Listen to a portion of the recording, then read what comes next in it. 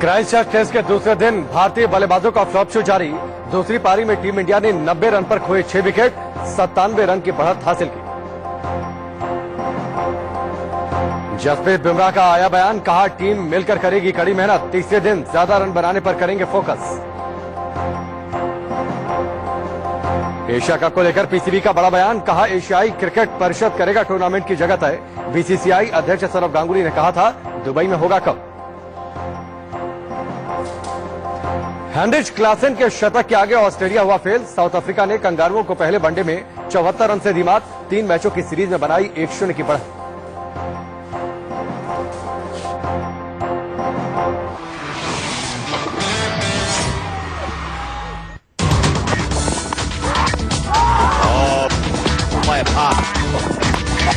Christchurch में लग सकता है विराट की उम्मीदों को फिर बड़ा झटका।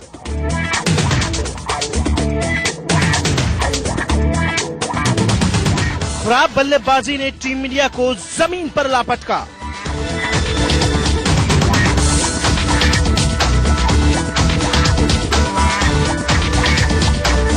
जेमिसन और वैगनर की साझेदारी से कप्तान का दिमाग खटका। Cole looks at home with the bat and with the ball, and yeah, he's just taken it at his stride. So it was a good cameo he played with.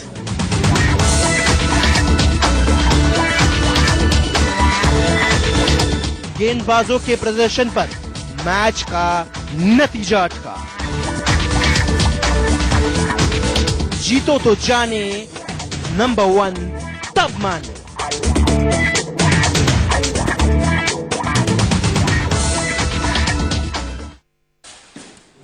India news पर रणयुद्ध में आप सभी का स्वागत है। आपके साथ मैं हूं राकेश पांडे। न्यूजीलैंड के खिलाफ टेस्ट मैच में लगातार दूसरी बार टीम इंडिया की हालत बुरी है। इंडिया न्यूजीलैंड के बीच जारी दूसरे टेस्ट के दूसरे दिन कुल 16 विकेट गिरे, जहां अपनी पहली पारी में न्यूजीलैंड की टीम 235 रन पर ऑल आउट हो गई। वहीं अपनी दूसरी पारी खेलने उतरी टीम इंडिया ने भी 90 रन पर 6 विकेट गंवा दिए। टीम इंडिया को सिर्फ 97 रन की बढ़त हासिल पाई है। मतलब हालात ऐसे हैं कि फैंस कह रहे हैं कि जीतो तो जाने। भारतीय टीम के बल्लेबाजों की फॉर्म पर भी सवाल उठने लगे हैं, क्योंकि दूसरी पारी में इंडिया की हालत बुरी है। इंडिया न्यूजीलैंड के बीच जारी दूसरे टेस्ट के दूसरे दिन कुल 16 विकेट गिरे, जहां अपनी पहली पारी में न्यूजीलैंड की टीम 235 रन पर ऑल आउट हो गई। वहीं अपनी दूसरी पारी खेलने उतरी टीम इंडिया ने भी 90 रन पर 6 विकेट गंवा दिए। टीम इंडिया को सिर्फ 97 रन की बढ़त हासिल पाई है। मतलब हालात ऐसे हैं कि फैंस कह रहे हैं कि जीतो तो जाने। भारतीय टीम के बल्लेबाजों की फॉर्म पर भी सवाल उठने लगे हैं, क्योंकि दूसरी पारी में भी ना तो टॉप ऑर्डर चला और ना ही मिडिल ऑर्डर अपनी जिम्मेदारी निभा पाया। फिलहाल क्रीज पर ऋषभ पंत हैं, बिहारी मौजूद हैं, जिनसे टीम को उम्मीदें तो हैं। सवाल यह भी है कि क्या ये उम्मीदें कामयाब होंगी। खैर, इन सबके बीच हमारे साथ विराट कोहली के कोच राजकुमार शर्मा जी और रितेंद्र सोढ़ी जुड़ चुके हैं। इनसे हम बातचीत करेंगे, लेकिन उससे पहले आप इस रिपोर्ट को देखिए, फिर चर्चा की शुरुआत करेंगे।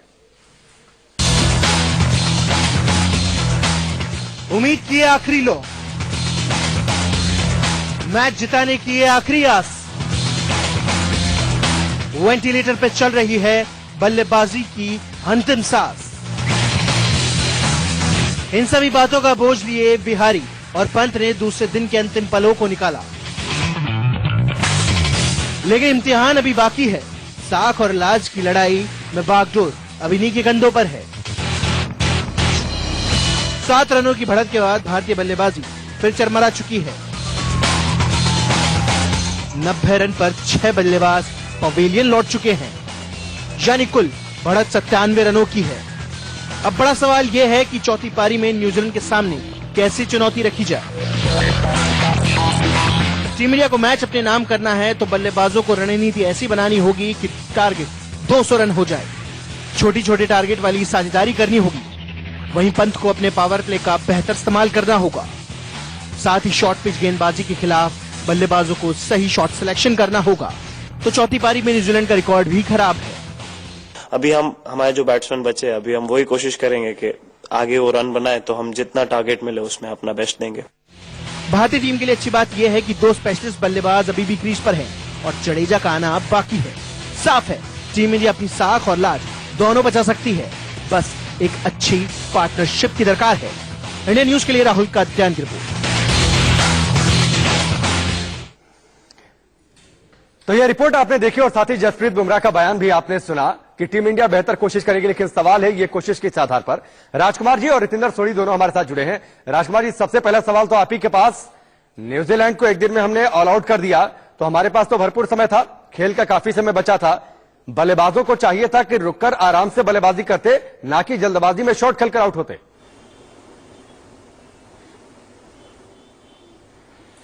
बिल्कुल ठीक कहा राकेश आपने।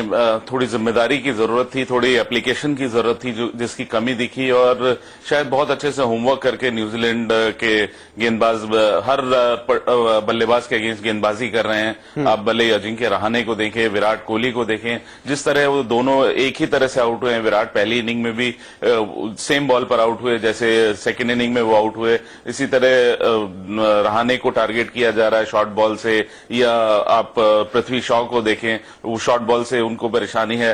तो काफी अच्छा सा होमवर्क किया न्यूजीलैंड के गेंदबाजों ने, और जो उन्होंने प्लान बनाया वो उसको एग्जीक्यूट करने में भी कामयाब रहे भारतीय बल्लेबाजों के खिलाफ। राजकुमार जी, जेमिसन ने कहा भी है कि शॉर्ट बॉल भारतीय बल्लेबाजों की कमजोरी बन रही है, उसके खिलाफ क्या करना है वो फैसला नहीं कर पा रहे, तो माने ना कि गलतियों से सबक नहीं लिया। बिल्कुल, देखिए शॉर्ट बॉल हमेशा से एक परेशानी का सबब रहा है भारतीय बल्लेबाजों के लिए, लेकिन कुछ समय पहले भारतीय बल्लेबाजों ने काफी काम किया था इस पर, और उस जो परेशानी थी जो शॉर्ट बॉल की, उससे पार पाने में कामयाब रहे थे। लेकिन यहाँ पे थोड़ा डिफरेंट बाउंस है, यहाँ पे ऐसा तेज वाला बाउंस नहीं है, यहाँ पे रबर बाउंस है, और वो खेलना इतना आसान नहीं होता। उसके लिए आपको काफी समय तक वहां की क्रिकेट खेलनी होती है, एक्लेमेटाइज होना होता है इन कंडीशन से। यहाँ पे ऑस्ट्रेलिया जैसा स्टीप बाउंस नहीं होता, यहाँ पे बॉल पड़ के स्लो बाउंस होता है, जो कि खेलना बहुत आसान नहीं होता, और उसी का भरपूर फायदा न्यूजीलैंड के गेंदबाजों ने उठाया। रितिंदर, जसप्रीत बुमराह का आपने बयान सुना कि कल कोशिश होगी कि बड़ा स्कोर बनाए, अब आपको लगता है क्या? क्योंकि एक खास तौर पर जोड़ी बची है ऋषभ पंत और हनुमा विहारी। कल दिन की शुरुआत होगी, और दिन की शुरुआत टफ माना जाता है न्यूजीलैंड की कंडीशंस और जिस तरीके से उनके गेंदबाज जिस तरीके से चल रहे हैं, तो क्या आपको लगता है ये कोशिश बहुत कामयाब होने वाली है? जी हाँ राकेश, अगर हम आज के दिन की बात करते हैं, क्राइस्टचर्च में बहुत अजीब सा घटा है, और ये विकेट भी अजीब है क्योंकि दिन ब दिन विकेट ईज आउट होता है, लेकिन ये तेज होता जा रहा है। तो भारतीय टीम ने कमाल की, बुमराह ने कमाल की, शमी ने कमाल की, लेकिन उसके बाद जिस तरह बल्लेबाजी की है, I think that was very hurting, क्योंकि यहां पे हमारे पास बड़ा मौका था इस मैच में आगे जाने का। लेकिन अभी भी मैच, मुझे ऐसा लग रहा है ये मैच कहीं ना कहीं थोड़ा बराबर ही है। थोड़ा सा नाक जरूर आगे है न्यूजीलैंड का, लेकिन अगर यहां पे हम 50, 60, 70 रन बना लेते हैं, 170-80 रन की लीड, और जिस तरह बुमराह बॉलिंग कर रहे हैं, शमी बॉलिंग कर रहे हैं, तो कुछ भी हो सकता है। भारत ये मैच जीत भी सकता है, बट इंपॉर्टेंट है कल खेलना, और जिम्मेदारी लेनी होगी विहारी को, पंत को, जडेजा को, और अगर हम बुमराह की बात करें, शमी की बात करें, एवरीबडी हैज टू कंट्रीब्यूट। लेकिन बड़ा सवाल यह है रितिंदर कि आखिरकार जिम्मेदारी लेगा कौन? आप दोनों हमारे साथ बने रहिए, आप दोनों के पास हम लौट कर आते हैं। अब आपको सुनवाते हैं बुमराह और बोल्ट का वो बयान जिसमें दोनों ही तेज गेंदबाज तीसरे दिन के प्लान के बारे में बता रहे हैं। सुनिए इस बयान को, फिर आगे बढ़ते हैं। Don't play the blame game. We as a team obviously want to do well. We are pushing really hard. We worked very hard as well. So, but the situation is what it is. We've got 2 batsmen left. We'll look to push tomorrow as well. We can try and work hard and try to score as many as we can. Yeah, obviously from my point of view, as little as possible. I hope I've got nothing to do with putting my pads on tomorrow or whenever it is. But yeah, there's still 4 big wickets. Rishabh, I've played with him before. I know he can hit the ball, and same with Jadu as well. So. तो ये बयान आपने सुना, रितिंदर और राजकुमार जी दोनों हमारे साथ बने हुए हैं। रितिंदर, जसप्रीत बुमराह का आपने बयान सुना, और अब न्यूजीलैंड की ओर से भी ये कहा गया कि विराट कोहली ने पहले मैच के बाद ये कहा था कि आप बल्लेबाज थोड़ा सा डिफेंसिव ज्यादा हो गए, तो क्या ये लगता है कि बयानबाजियों की वजह से दबाव में आ रहे हैं खिलाड़ी?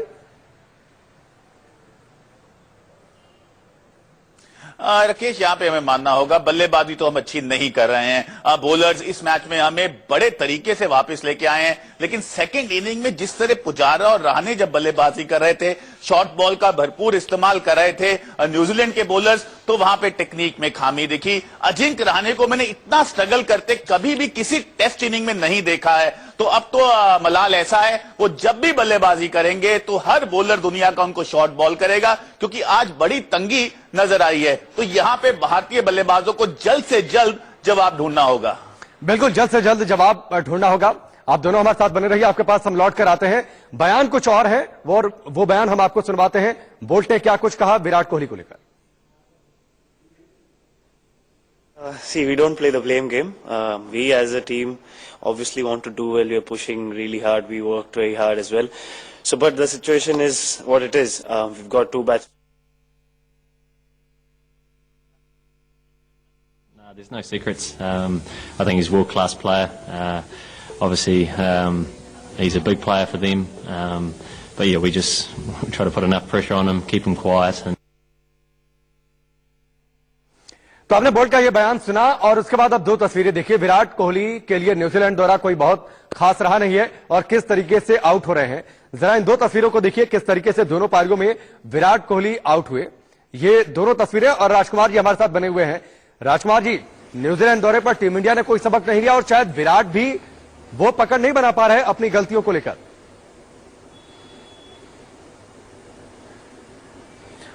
बिल्कुल ठीक कहा राकेश। वो जिस तरह बार बार एक ही तरह से आउट हुए तो ये बड़ा सरप्राइजिंग है, क्योंकि विराट कोहली को जितना मैं जानता हूं वो बार बार एक गलती को दोहराते नहीं है या बहुत लंबे समय के बाद वो गलती दोबारा उभर कर आती है। लेकिन इस बार शायद ऐसा नहीं हुआ है और काफी अच्छे से प्लानिंग की है न्यूजीलैंड ने। काफी प्रेशर बना के रखा है, उनके बाउंड्रीज को बिल्कुल ड्राई कर दिया है। जो उनके स्ट्रोक्स हैं वहां पर उनको बिल्कुल भी बॉल नहीं डाला जहां पर वो सबसे ज्यादा रन बनाते हैं और उसी का नतीजा है कि वो कुछ अलग से करने जा रहे हैं और आउट हो रहे हैं।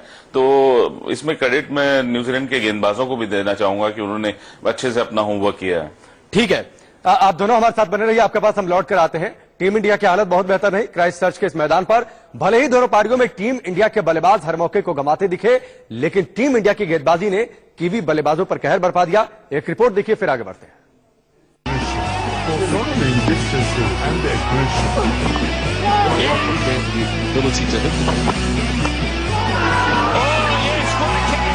विराट का गेंदबाजी प्लान कर गया काम।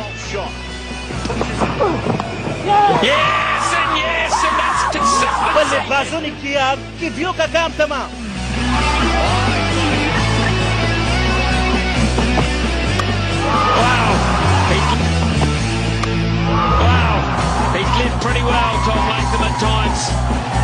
पहला दिन का जब खेल खत्म हुआ तो हर कोई टीम इंडिया के परफॉर्मेंस से नाखुश था, लेकिन विराट एंड कंपनी को अपने परफॉर्मेंस और प्लान पर पूरा भरोसा था। इस बात का खुलासा हनुमा विहारी ने पहले दिन के खेल के बाद ही कर दिया था। Today I thought we bowled in great areas and there's some help from the wicket. Obviously with the new ball you tend to find some help, especially with the Kookaburra ball. It might ease out later, but as a bowling unit we will stick to our plans. Tomorrow we'll have some plans. We'll have some different plans according to the wicket and the batsman. सुना आपने कैसे पहले दिन New Zealand का कोई ना wicket मिलने के बावजूद भी टीम इंडिया के पास प्लान भी मौजूद था और उसी का नतीजा था कि दूसरे दिन खेल शुरू होते ही न्यूजीलैंड के विकेटों का पतझड़ शुरू हो गया। उमेश यादव ने ब्लेंडल को चलता किया। अब बारी थी कीवी कप्तान विलियमसन की।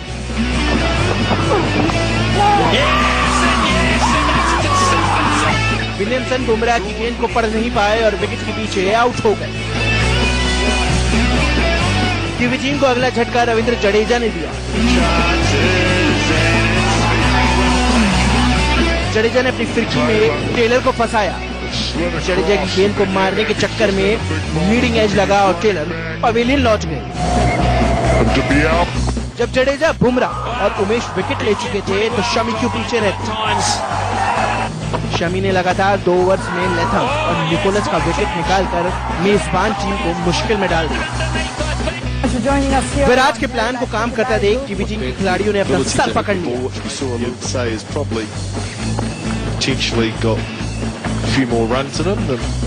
लंच तक आते आते कीवी टीम का स्कोर 142 रन था और आधी टीम पवेलियन जा चुकी थी। Bumrah creates it. Everything looks like it's got to come back into you. It draws Williamson into a false shot. It pushes it. और विराट के बॉलिंग प्लान के आगे कीवी पारी लड़खड़ा चुकी थी। He's got it. लंच के बाद टीम इंडिया के लिए सबसे बड़ी खुशखबरी आई। अब बुमराह ने अपनी लय पकड़ते हुए 1 ओवर में 2 कीवी बल्लेबाजों का शिकार किया। बुमराह ने पहले वाट ली और फिर सऊदी का विकेट लेकर मेजबान टीम ने खलबली मचा दी। 150 रन आते आते न्यूजीलैंड के 7 विकेट गिर चुके हैं। Discipline and the aggression, a perfect combination to put the best of batsmen. भले ही बल्लेबाज ना चले हो, लेकिन टीम इंडिया के गेंदबाजों ने अपना काम बखूबी किया। इंडिया न्यूज के लिए नितिन भारद्वाज की रिपोर्ट। तो ये रिपोर्ट आपने देखी। राजकुमार जी और रितेंद्र दोनों हमारे साथ बने हैं। राजकुमार जी, पहला सवाल आपसे, गेंदबाजों ने शानदार प्रदर्शन किया। वेलिंगटन की हार के बाद एक मौका तो दिया था क्राइस्टचर्च में, कम से कम पहली पारी में, जिससे बल्लेबाज भुना नहीं पाए।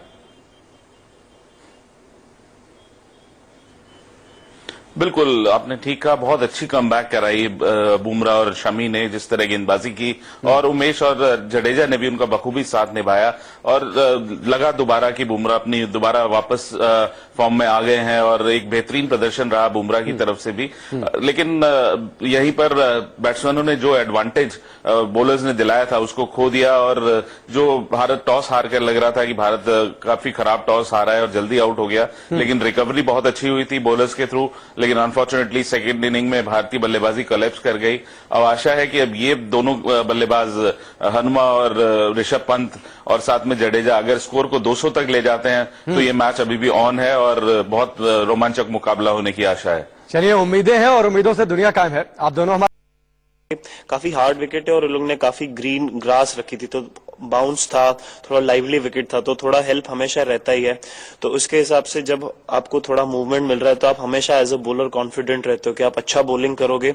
ज्यादा अटेम्प्ट हो जाओगे ग्रीन विकेट देख के तो बैट्समैन के लिए इजी अपॉर्चुनिटी हो जाती है। उस टाइम हम लोग अगर अच्छी बॉलिंग करेंगे, हम ऐसा सोच सकते हैं एज अ बॉलर कि हमेशा आप गेम में रहते हो कि आप एकदम से 2-3 विकेट ले सकते हो। तो हम वही कोशिश कर रहे थे। तो अभी ये विकेट इस हिसाब से ही खेल रही है। तो अभी हमारे जो बैट्समैन बचे, अभी हम वही कोशिश करेंगे कि आगे वो रन बनाए, तो हम जितना टारगेट मिले उसमें अपना बेस्ट देंगे। मैम, पेशेंस तो सर किसी के लिए भी जरूरी है, चाहे बैट्समैन हो, बॉलर हो, चाहे फील्डिंग कर रहे हो, क्योंकि ये टेस्ट क्रिकेट है। आपको बार बार आपको एकदम इंस्टेंट रिजल्ट्स नहीं मिलेंगे। आपको मेहनत करते रहनी पड़ेगी, आपको बार बार एफर्ट करते रहना पड़ेगा। कभी आप ओवर एक्साइटेड होके अगर आप फ्रस्ट्रेट हो जाओगे कि आप रिजल्ट्स एक्सपेक्ट करोगे कि नहीं मुझे अभी रिजल्ट चाहिए, वैसा नहीं होता है। टेस्ट क्रिकेट आपको बहुत चीजें सिखाती है और मैंने भी ये काफी चीजें सीखी है टेस्ट क्रिकेट में आने के बाद के आपको पेशेंस, आपको लॉन्ग टर्म अगर खेलना है, लॉन्ग टर्म आप अच्छा खेलना चाहते हो तो पेशेंस तो आपको बहुत जरूरी है। तो जसप्रीत बुमराह का ये बयान आपने सुना। राजकुमार जी और रितेंद्र दोनों हमारे साथ बने हैं। सीधे पहले रितेंद्र का रुख करते हैं। रितेंद्र, ये बड़ा समय हो गया सुनते हुए कि बाहर गए हम विदेशी पिचों पर खेलने के लिए, वहां पर हरी घास मिल गई, वहां के गेंदबाजों को मदद मिल गई। लगता नहीं है कि अब समय आ गया जब टीम इंडिया नंबर 1 रैंकिंग में है, कम से कम इस तरीके की बातें तो ना हो, हर कंडीशन के लिए हम तैयार हैं? राकेश, यहाँ पे मानना होगा बैटिंग तो हमने अच्छी नहीं की है, काफी इंप्रूवमेंट की जरूरत है। We have to come up leaps and bounds. लेकिन बुमराह ने यहाँ पे बहुत बड़ी बात की है कि इस विकेट में हेल्प है, मैच कभी भी बदल सकता है। तो कल 1 घंटा बहुत इंपॉर्टेंट है। अगर हम अच्छी लीड ले लेते हैं, 170-80 लगा देते हैं, तो बुमराह, अगर शमी की बात करें, जडेजा की बात करें, उमेश यादव की बात करें, तो हमारी बॉलिंग सक्षम है। तो उस 1 घंटे में रितेंद्र, जो बल्लेबाज हमारे पास बचे हैं और जो गेंदबाज उनके जिस तरीके से लय में है, बोल्ट जेमिसन की हम बातचीत करें, आपको लगता है कि अभी तक के परफॉर्मेंस को देखते हुए वो सरवाइव करेंगे, बेहतर हो पाएगा टीम इंडिया के लिए? राकेश, ये आपने बहुत इंपॉर्टेंट सवाल पूछा है। तो ये दिखाता है आपकी क्रिकेट समझ कितनी बेहतरीन है। जी हाँ, सफर आसान नहीं है। जिस फॉर्म में न्यूजीलैंड बॉलर्स हैं, पंत और विहारी को, they have to really pull up their socks, they have to play out of their skin. लेकिन आशा पे दुनिया कायम है। यहां पे 70-80 रन तो हमें करने होंगे और ये मैच बड़े तरीके से ऑन है। Rajkumar ji, world test championship चल रही है, दूसरा मैच हम हारने जा रहे हैं, 60 अंक। और रहाणे ने कहा था पहले कि स्टेक्स पर लगे हैं, बात सही साबित होती दिख रही है।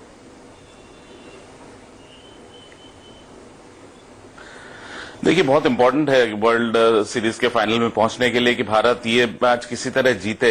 और काफी आप अगेंस्ट द ऑड्स हैं इस समय, न्यूजीलैंड को काफी बढ़त है इस पर्टिकुलर मैच में। लेकिन जरूरत है यहां पर किसी भी एक बल्लेबाज को कैरेक्टर दिखाने की और एक अच्छी पार्टनरशिप, जैसे कि न्यूजीलैंड के पिछले बल्लेबाजों ने की। अगर एक अच्छी पार्टनरशिप होती है और भारत 250 या 200 के आसपास पहुंचता है तो भारतीय गेंदबाजी कैपेबल है न्यूजीलैंड को सेकेंड इनिंग में आउट करने के।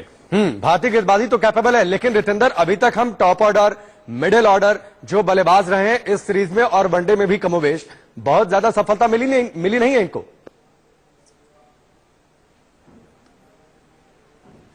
जी हाँ राकेश, यहाँ पे जरूर विराट कोहली निराश होंगे क्योंकि बहुत सी बात करने की जरूरत है। शॉर्ट बॉलिंग पे जो हमारी प्रॉब्लम है वो नजर आई है, तो यहाँ पे काम करने की जरूरत है। विराट कोहली की फॉर्म चिंता का विषय है, लेकिन रोज आपको विराट कोहली रन्स बना के नहीं दे सकते, रोज आपको नहीं जिता सकते। वो भी इंसान है, एक खराब फेज से निकल रहे हैं, लेकिन बाकी लड़के क्या कर रहे हैं, तो ये बड़ा सवाल है। तो रवि शास्त्री जरूर इस मुद्दे पे पूरी टीम से बात करेंगे। और राजकुमार जी, पृथ्वी शॉ के बारे में काफी कुछ कहा गया, उनसे काफी उम्मीदें थी, वो उम्मीदें फिलहाल तो नाकाम होती दिख रही हैं।